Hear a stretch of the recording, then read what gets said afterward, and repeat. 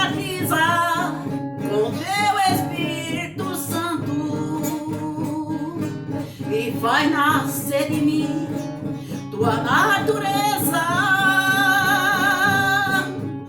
que eu possa contemplar tua grandeza, ser sua testemunha aonde eu for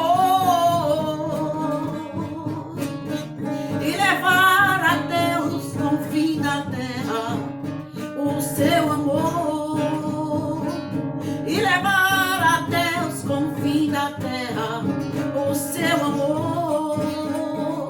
Meu Pai, muito obrigado, Senhor, por essa tarde maravilhosa na tua presença, meu Pai. Eu te peço perdão, te peço proteção, que o Senhor abençoe, que o Senhor tira todas as iniquidades, todas as impurezas, tudo aquilo que não faz parte de ti, meu Pai, do meu coração.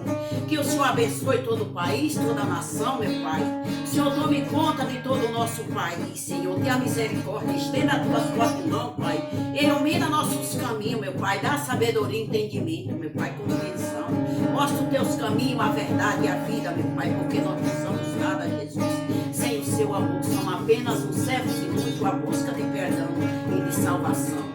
Pai nosso que está no céu, santificado seja o teu nome. Venha a nós o teu reino, e seja feita a vossa vontade, assim na terra como no céu.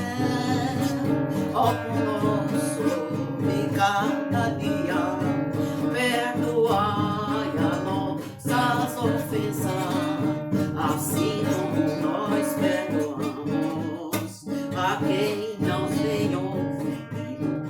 Não deixeis cair em tentação, mas livrai-me, Senhor, do mal. Amém. O Senhor é o poder e a honra para todos sempre. Amém. Amém. Glória a Deus, aleluia, Jesus. Obrigado, Senhor, por essa